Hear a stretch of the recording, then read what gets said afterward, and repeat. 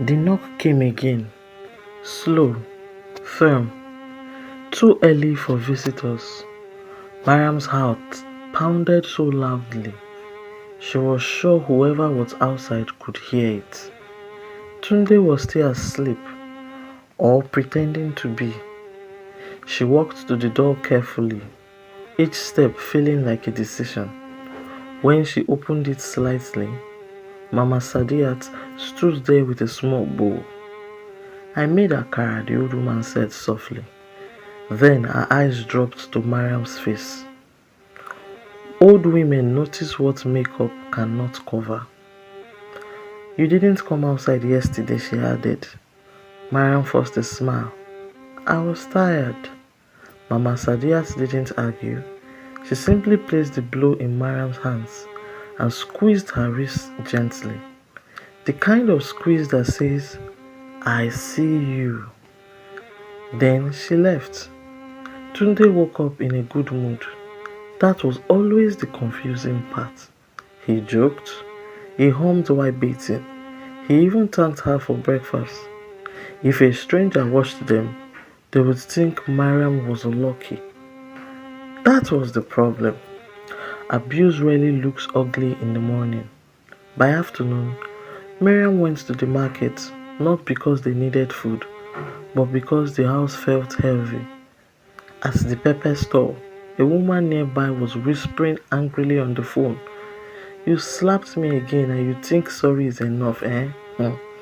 I am not your training ground."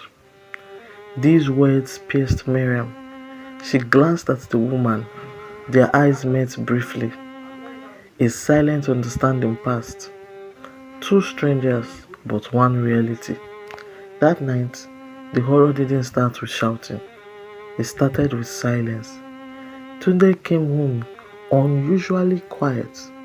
No greeting, no complaints, just watchful. He asked one question. "Who came to the house today?" Her stomach dropped. She remembered Mama Sadia.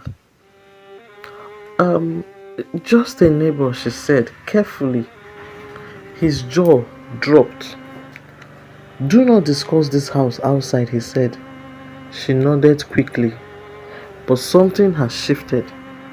He was no longer just angry, he was suspicious. Around midnight, Mariam woke up to a sound, a soft dragging noise. She sat up. Tunde was not in bed. The kitchen light was on.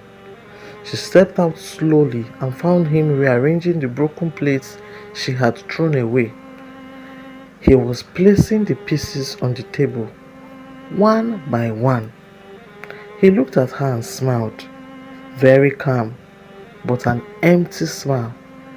"You see what you made me do," he said quietly.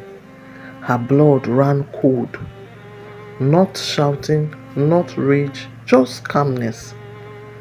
That was new. And it was worse. The next day, he called her 3 times from work, just to ask where she was, or what she was doing, or who she was with. Ha! Love can ask questions. Control interrogates. Mariam started noticing something. Her world was shrinking. She no longer visited friends. She avoided calls. She stopped posting online. Not because he said so directly, but because peace depended on it. That evening, NEPA took the lights. Darkness filled the house. Tunde lit a candle and placed it on the table. The flame flickered between them. He said calmly, "You know I love you, right?" She nodded. He continued, "If you ever embarrass me outside this house, I don't know what I might do."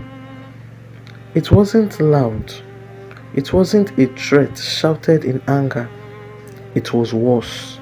It was a promise whispered in calmness. Later, as she lay in bed, Mariam realized something terrifying. She was no longer afraid of the slaps. She was afraid of the version of him that didn't shout. the version that washed, the version that smiled without warmth. Then her phone buzzed. A message from an unknown number, and it says, "If you ever need help, blink your kitchen lights twice tonight." Her breath caught. Who sent this? Is it Mama Sadiat? Or one of the neighbors? Or is it a wrong number? She stared at the switch across the room. Her fingers trembled. From the bathroom, today's voice called, "Mariam, are you awake?" She quickly locked her phone. The kitchen switch sat there in the dark, waiting. And somewhere outside, someone was watching that window.